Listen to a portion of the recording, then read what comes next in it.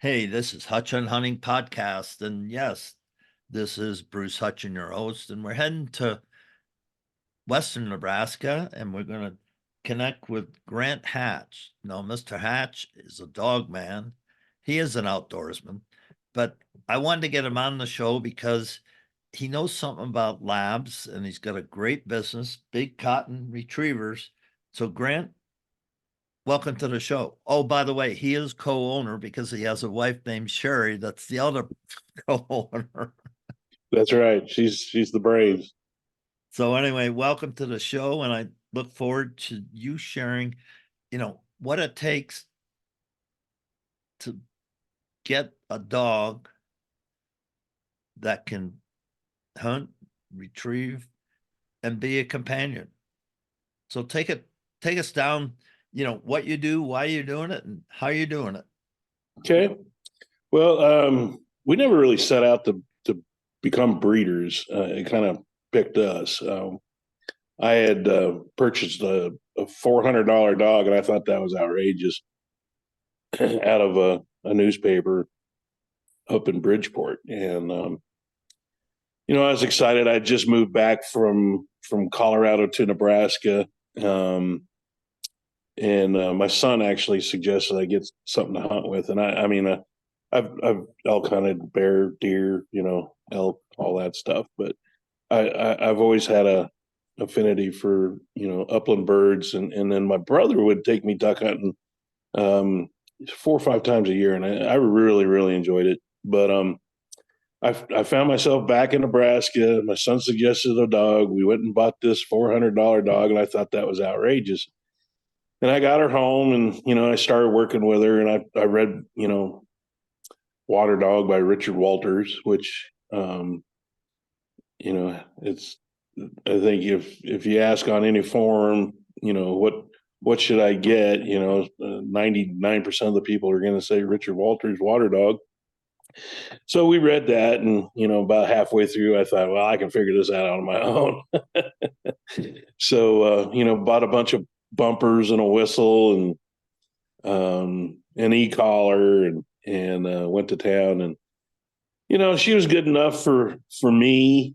I hadn't taught her to run a blind retrieve or anything like that, but she was an excellent marking dog. There's one Thanksgiving morning we were on the South Platte River, and my brother, my son, and my nephew who had the access.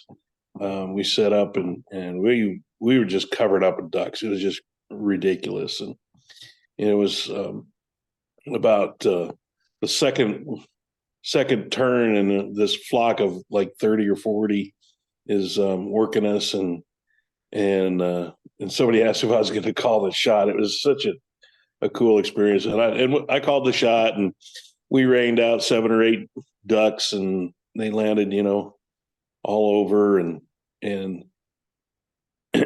she was just an incredible marking dog. We never lost a bird, and she made quick work of it. But yeah, she wasn't built to handle, and she wasn't the steadiest retriever, and she actually went deaf prematurely because of my lack of knowledge and ability to steady her up. So the gunshots really shortened her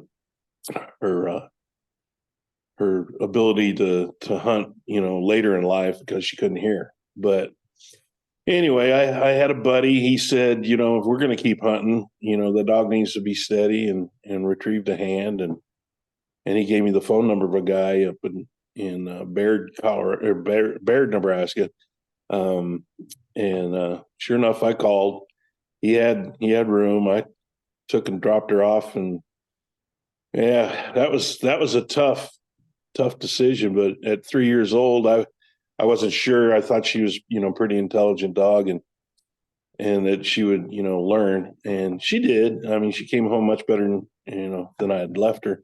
But she was there about a month, and we went to pay her a visit because I was, just, she was my girl. I mean, I just love that little dog. Her name was Sugar because she was sweet on me, and I was sweet on her. But we went to pay her a visit, and they said, "Hey, have you have you got your checkbook with you? And I'm like, oh shoot, do we need to pay our bill or something? And he said, no, you're all good on your bill, but there's a hunt test coming up this weekend. I'm like, a hunt test? What's that? Um, and so they kind of explained it a little bit, and then she came in the heat, so she didn't get to go anyway. But we wound up going to the Grand Mesa on the western slope of Colorado like a month later and watched her being handled by a young lady that worked at the kennel, and they passed her on a started test, and I thought, wow, that's just the greatest thing since sliced bread, and we were hooked. I mean, it was just she had just had a litter of puppies, and we kept one out of it due to the fact that it lost an eye at 10 weeks old before it went to its new family. So we just kept her, and I had started working on her. So the following year, I was running her, and Sugar went back to the pro and continued her career. But it's been a lot of fun. Those were just newspaper dogs, word of mouth dogs, and they were talented, and we got lucky. I mean, they, when we had our first litter of puppies, I'd get a call and somebody'd ask if their hips were good, and I'm like, oh, I don't know. And I had somebody else ask if they had EIC, and I go, EIC, what in the heck is that? I didn't say that, but I looked it up right after we hung up. Dogs, Labradors are susceptible to exercise-induced collapse, central nuclear myopathy, their eyes, their elbows, their hips. And so, we had enjoyed the litter, although it didn't go as smoothly as we had hoped, losing an eye out of one puppy. But, we were hooked on raising them too. So we went ahead and ordered tests and got them sent off and verified and did x-rays and sent them to the Orthopedic Foundation for Animals, and they came back excellent. And we were like, phew, we dodged a bullet. We got lucky. And a person can get lucky, buying a buddy's dog out of a backyard bred, dog. But the smart thing to do is to stack your odds in your favor, and know what the health status is on a dog, and because it'd be horrible. I was actually at the vet's office one day, and I heard this guy listening to the vet describe what the next few years was going to be like for his 4-year-old dog who already had hip dysplasia. It was just a sad deal. The dog, he he probably shouldn't have been bred, but every dog deserves a good home and love and affection. But we've committed to producing the best quality Labradors that we can. They're all health tested, and the results are registered with OFA. But we take it a little bit further. Once I went to that hunt test and came home with a ribbon and got a few started titles on some dogs, what was really cool is to watch those dogs at the other stakes, the seasoned and the finished stakes, and see them stop on a whistle and take a hand signal and find a bird that they didn't see come down. And that's what I wanted. And it kind of reminded me of the days on ESPN when the Great Outdoor Games had the Super Retriever Series and Team Water Dog, and Justin Tackett would, he hosted a show for DU. And I mean, every weekend I was just I didn't want to miss. I'd set the VHS to record and make sure, VHS, huh? yeah. I'm lucky I know how to run a Zoom call now, but, anyway, we've studied the pedigrees, and we've built a website that is very transparent. It's a A very lot. nice website. You Thank can you. navigate it very easily. There's a lot of content in it, and people can see that you've got a good relationship, one with your clients, but also your dogs, because you tell the story about Peaches and, what she's been up to and who Yeah. you're breeding her with. And, Right. it's, you know, you care about your dogs. And I think, Grant, that's amazing. Yeah. But I miss that little girl right now. She's in Texas. Um, you know, she was due to come into heat. We wanted to repeat a breeding that was the same as her first and only other litter. And we've been very, very impressed with her puppies. Some went to detection homes, some went to service homes. We donated a puppy to an organization that helps.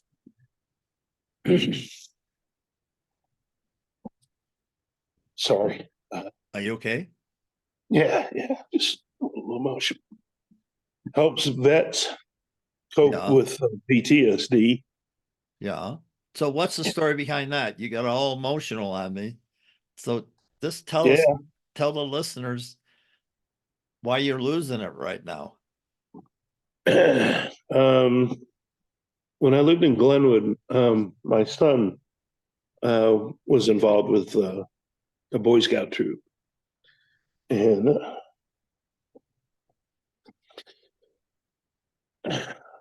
one of the leaders of the troop, John Beckius, lost a son after he returned from Afghanistan due to suicide. And it was heartbreaking. Good kid. Take a moment, take a breath, just Yeah, take your thank you. time. Take your Yeah. time. So yeah, there's averages like 22 people a day. So anyway, we'd like to make a difference in somebody's life. So we donated one out of Peach and Maverick's first litter. It's been placed in a home. We've got one in Maryland that does detection work. We've got one that'll probably be going to all the Colorado Rockies games in the near future. That's a detection dog. Keep people safe. But yeah, labs are super versatile. But she's in Texas right now. I knew she was due to come into heat. If I didn't send her with my buddy that's going to run the Grand,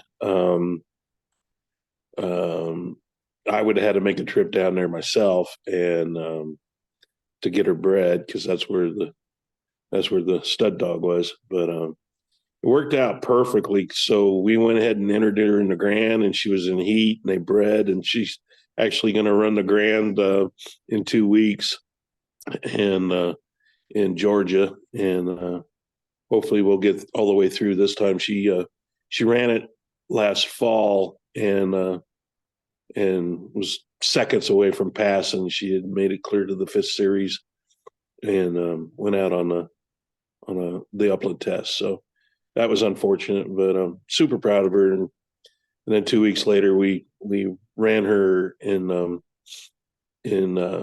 Boston, Georgia, at the Master Nationals, and we made it to the 4th series. But she's a super talented dog, and she's in more capable hands with my buddy down there in Texas than what I'm able to do. Still, learning how to be a better dog handlers, a daily deal. Yes, But it is. yeah, So so let's just start. Let's go mhm. back. So we got a couple of things going on. One, we're breeding dogs for companion, for detection, and for hunting. Any other groups that you raise dogs for? Well, it all started with hunting and hunting companion. It's led into competition homes. and then into law enforcement and agility. We had a litter a couple of years ago that went to an agility home where they weave through the cones and they go over the ramps and jump and do all that stuff, and it's pretty fun to watch. It's a timed event. There's different classes based on the size of the dog. And the particular dog that went to that home got an invite to go jump off a dock, and Boom. it was crazy. It jumped over 20 feet when it was only 7 months old. So, Oh my and now, goodness. it's in the master class for dock diving and hydro dash and some of those things. So, those are all up and coming events that are, a lot of fun to participate in and a lot of fun to watch.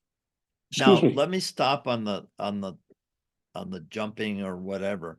So is that a standing or a running start, that 20 feet?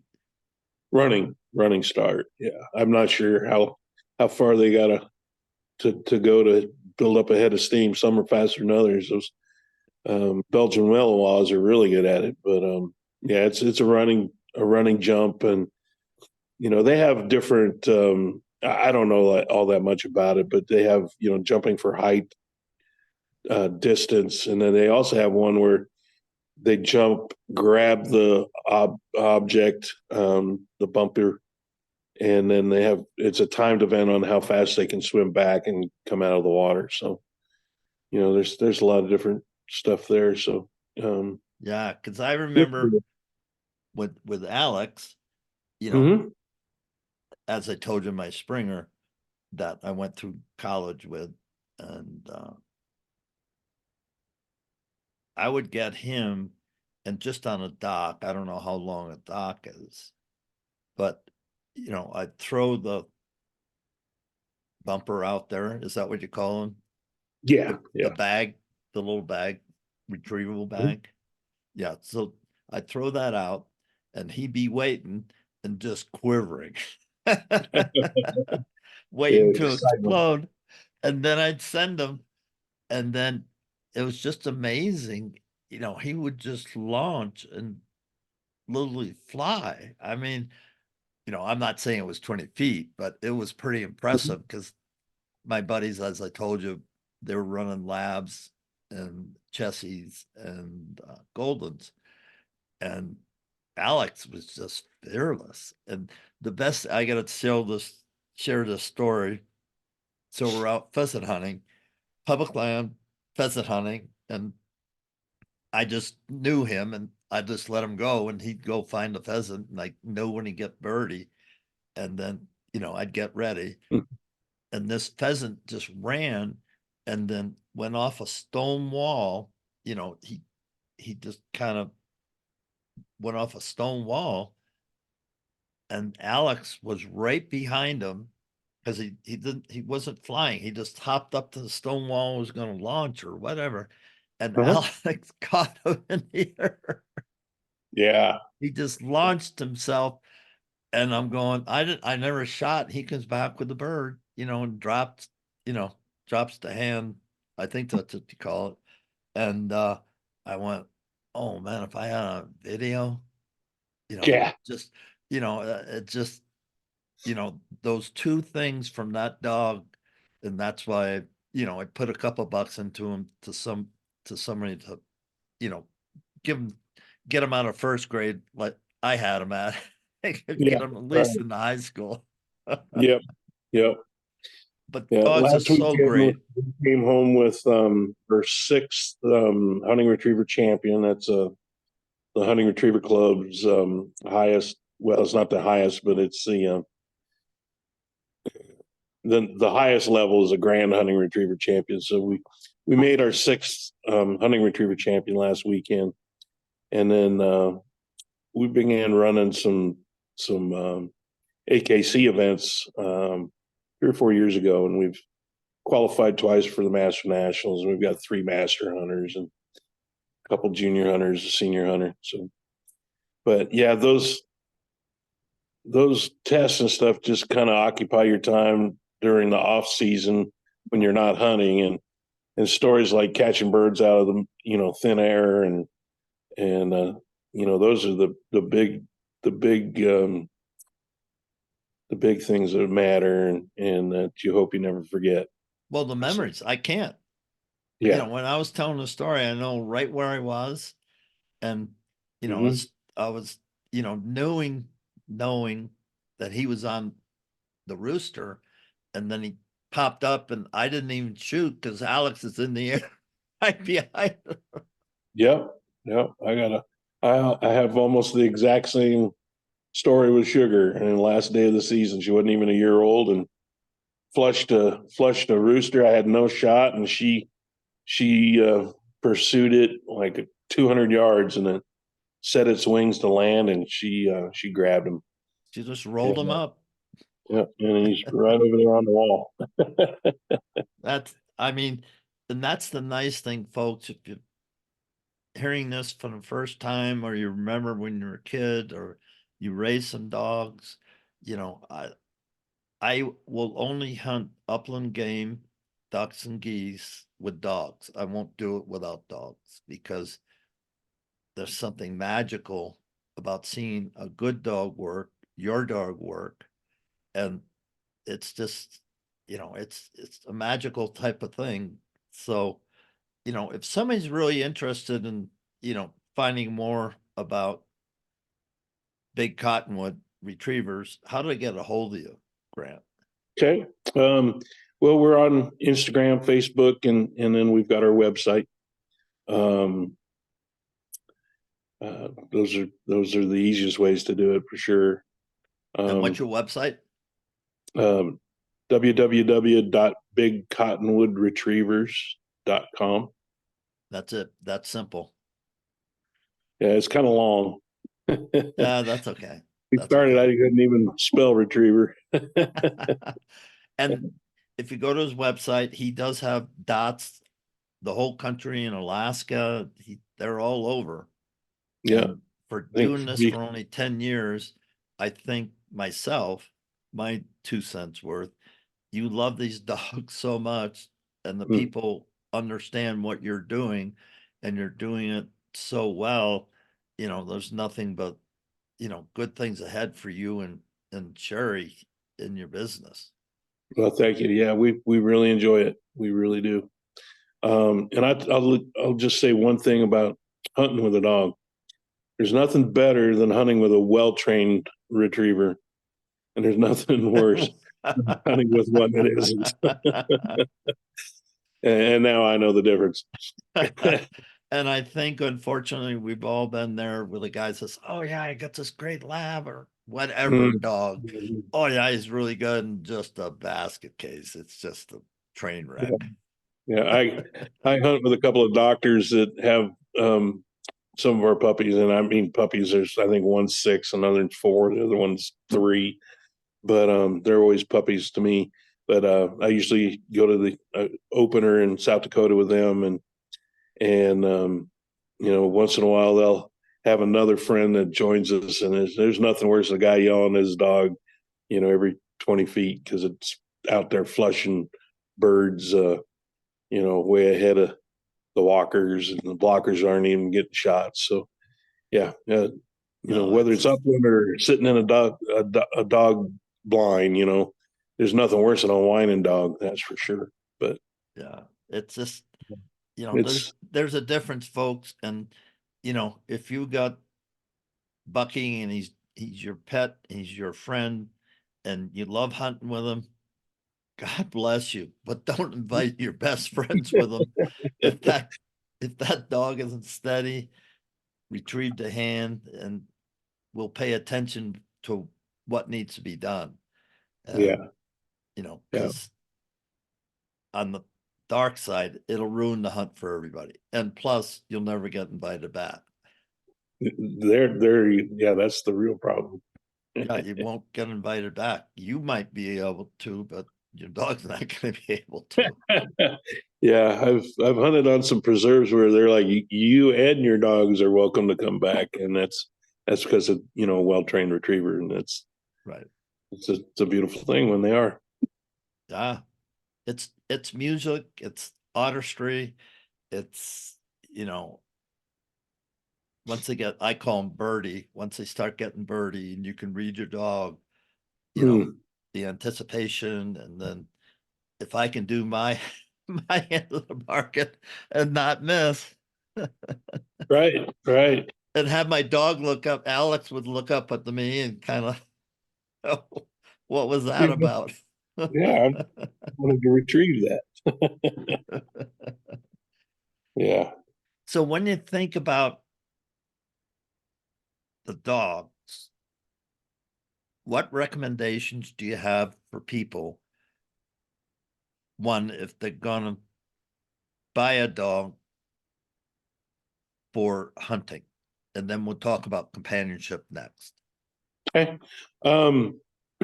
Number one is health. I mean, it doesn't, just because you breed two dogs with excellent hips doesn't, mean, your dog's going to have excellent hips, but it increases your odds. I mean, it's like a 3% chance that they're not. So, definitely do the homework, look for the certifications, don't just take somebody's word for it. There's certificates that they should be able to prove the status of that animal you're considering buying a puppy out of. And just because a dog is healthy and everything doesn't mean that we'll continue to breed them. I've had dogs that were too demanding, or they just bark nonstop for no apparent reason, or they're just not good with other dogs. So we don't just breed everything that we got. We've rehomed dogs with excellent hips and perfect eyes and the whole nine yards, just because I didn't think the dog ought to be reproducing. But yeah, definitely buy as much dog as you can afford, because the least costly aspect of getting a retriever, or any dog for that matter, is the purchase price. I mean, you've got a decade of health care and feed and all the dog toys, and it's the least costly aspect of owning a dog is the purchase price. But buy as much dog as you can afford.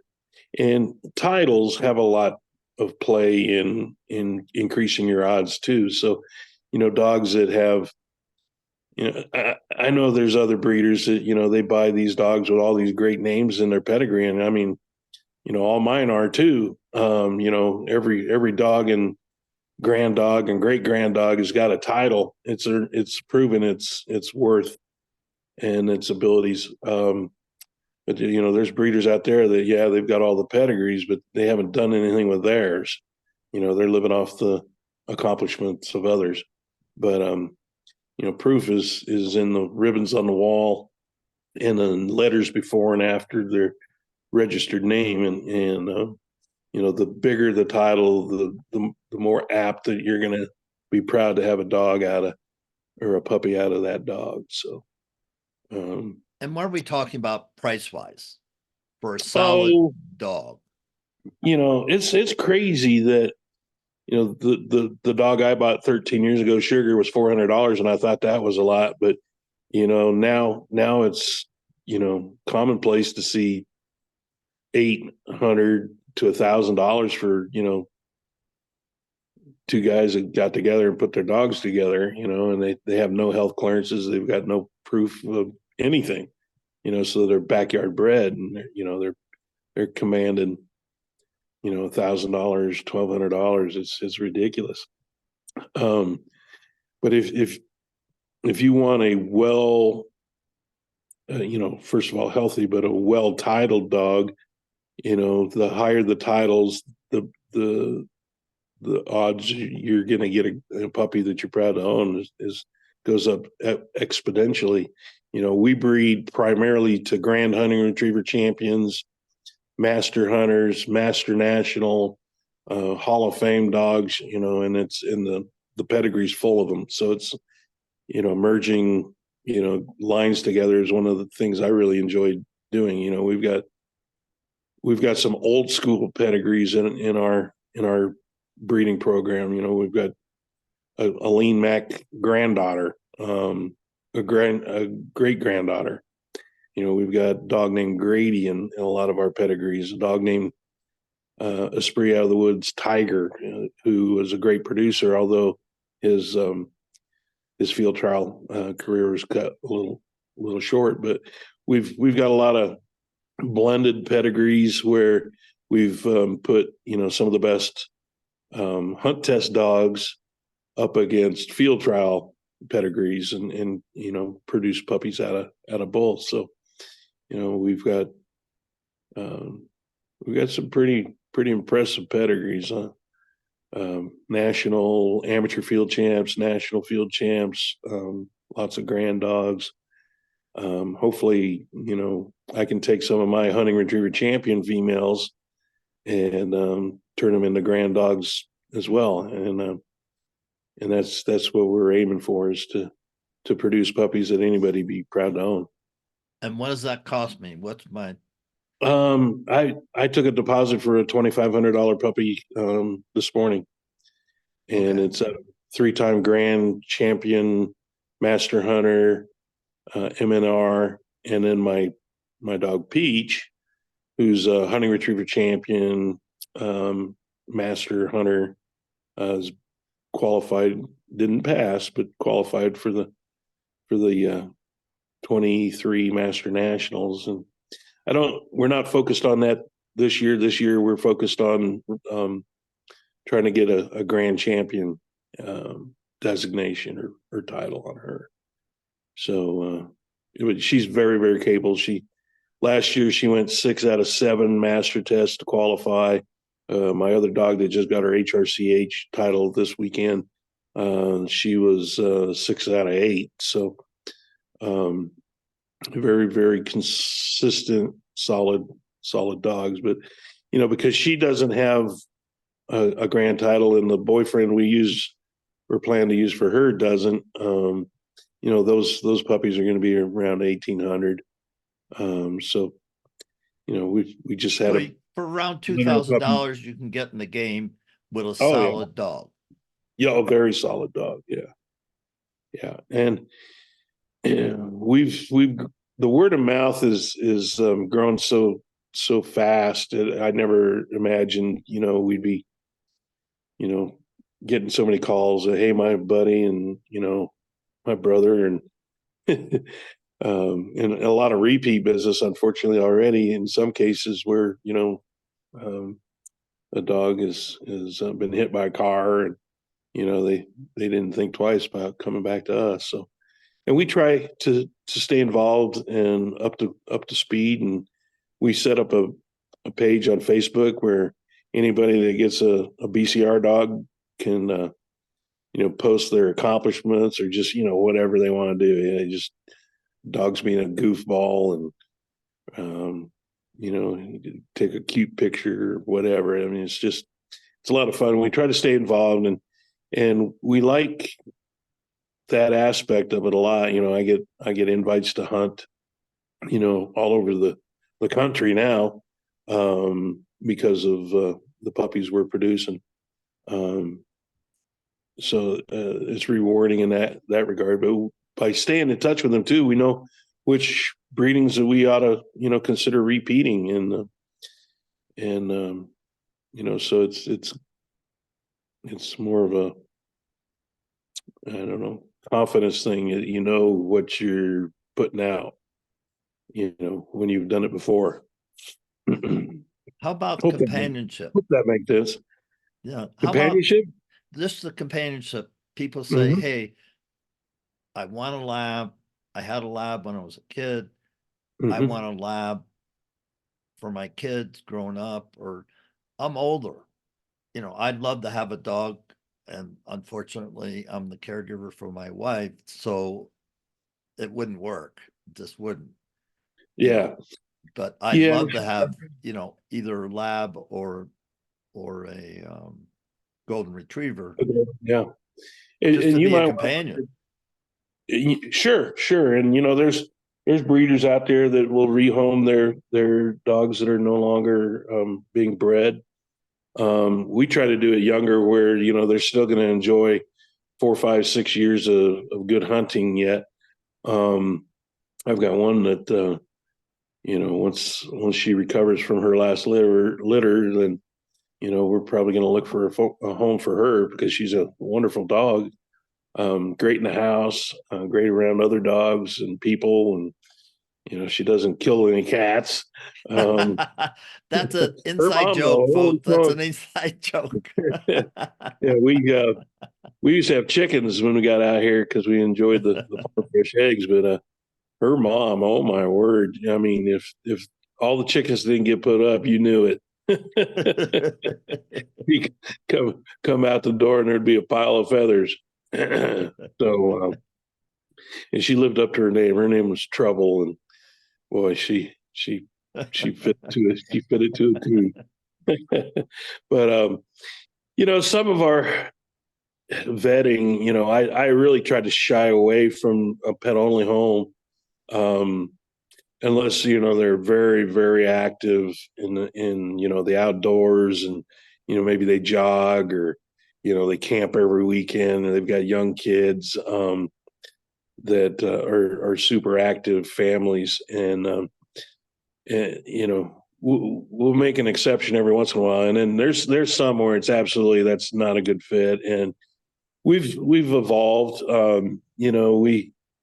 We've had to rehome a few dogs where the wife was like, it's either you or it's either me or the dog or whatever.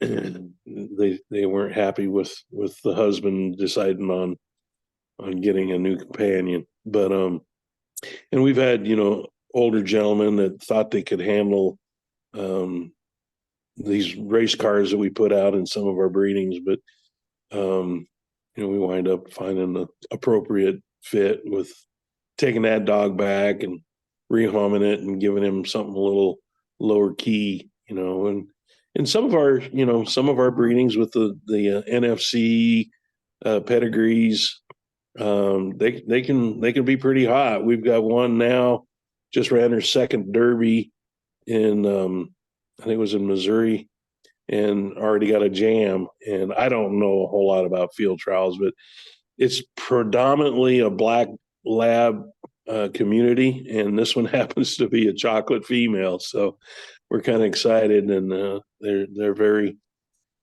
keen on this little dog. But those dogs are they're very, very high energy, and a tired dog is a good dog. One that's bored and left at home and to its own devices, it can be very, very destructive. So we're cautious in where our puppies go, and we don't like to rehome them, but it usually doesn't take it usually doesn't take long to find them an appropriate home.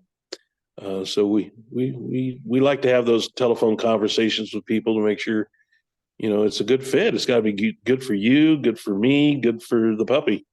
Yeah. So we do our best. We're still learning. Yeah.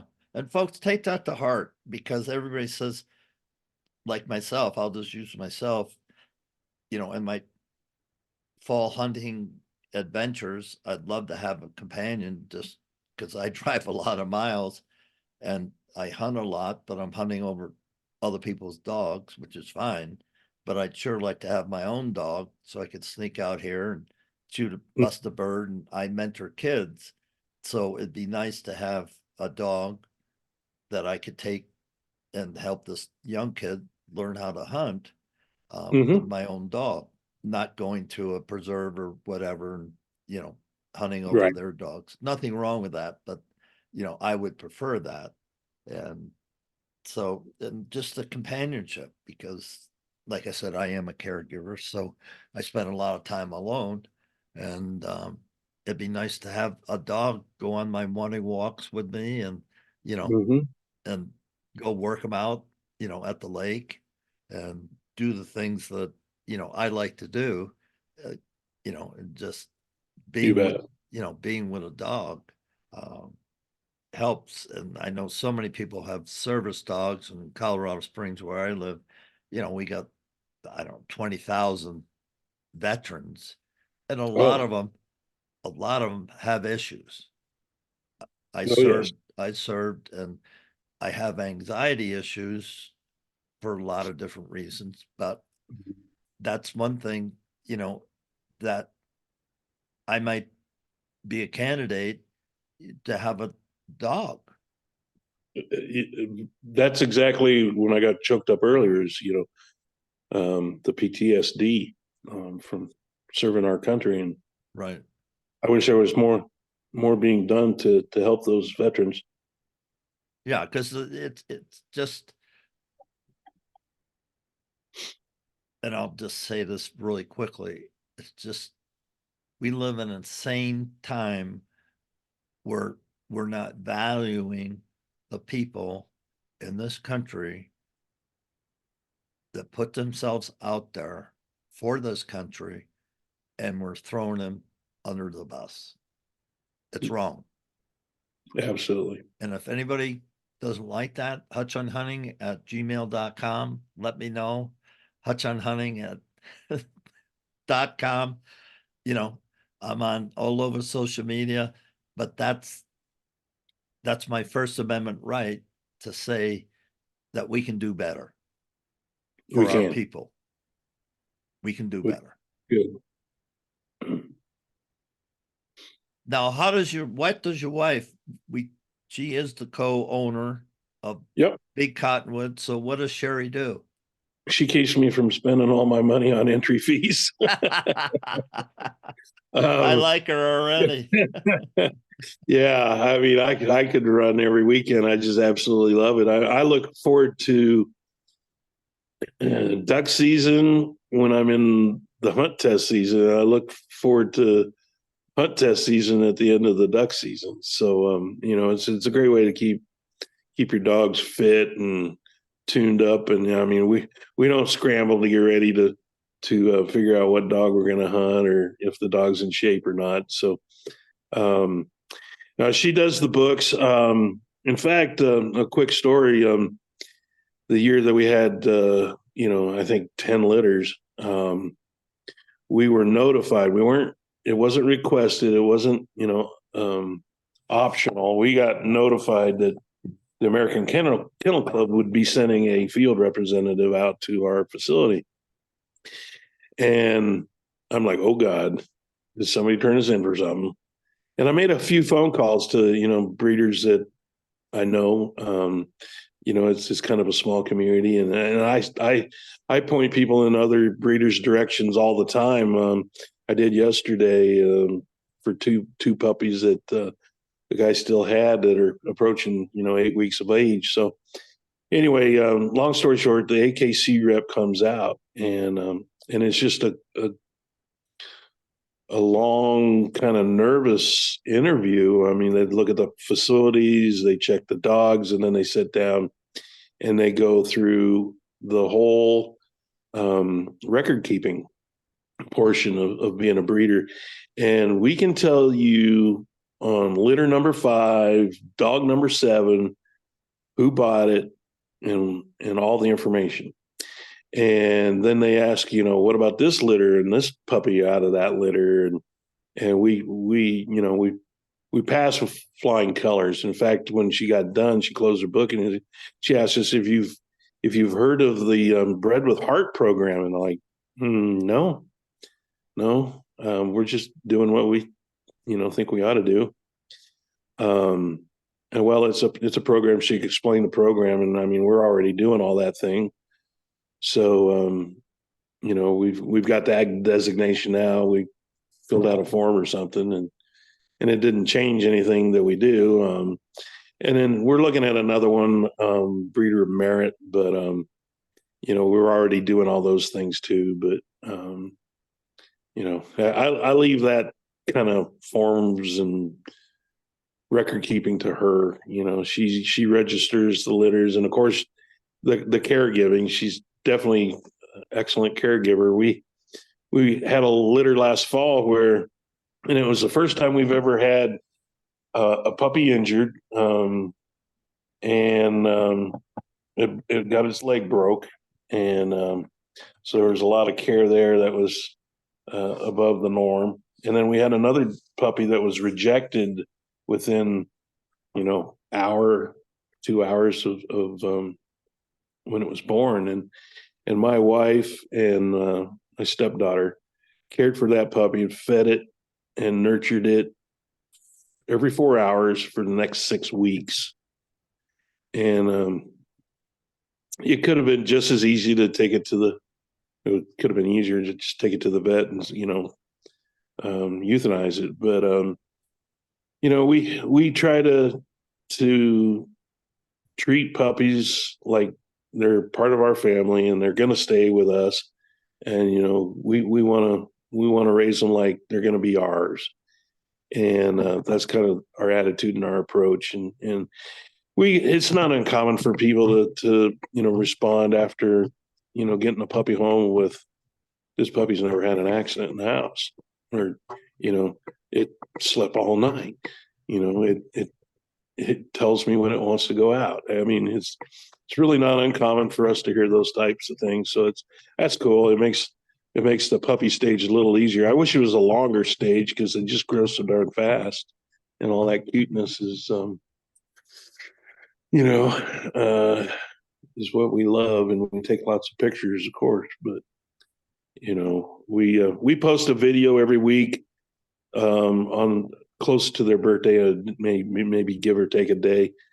But as that litter is growing and developing, we try to share that on social media, and actually we've even got some litters, cute videos and stuff on YouTube. So it's there was one in there where we had 22 puppies in the house all at once. Oh my goodness.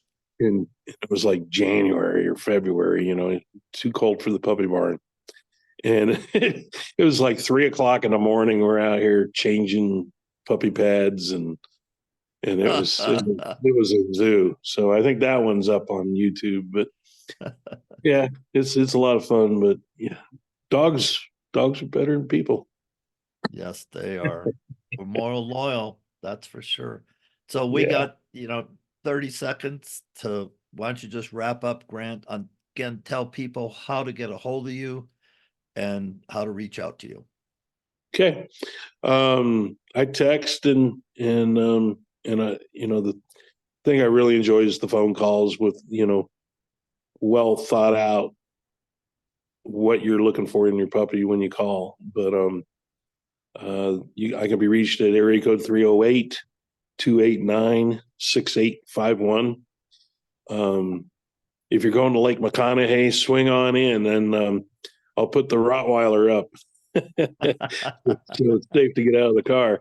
I bought my wife a Rottweiler a couple of years ago because I was always traveling. I've run hunt tests from Washington State to the Panhandle of Florida, and Karma is her name. She gets to live in the house and roam the property when I'm off running hunt tests. But Facebook, it's Big Cottonwood Retrievers. You become a puppy owner, then you get an invite to Big Cottonwood family. We're Big Cottonwood Retrievers on Instagram. I don't do enough on it. But we'd love to hear from anybody that's giving it some serious thought why they ought to have a retriever, and let me know what you want to do with it. Well, this has been just a pleasure. So on behalf of Hutch on Hunting, think about getting a dog in the family. And the first guy I'd call would be Grant. Thanks, folks. Have a great day.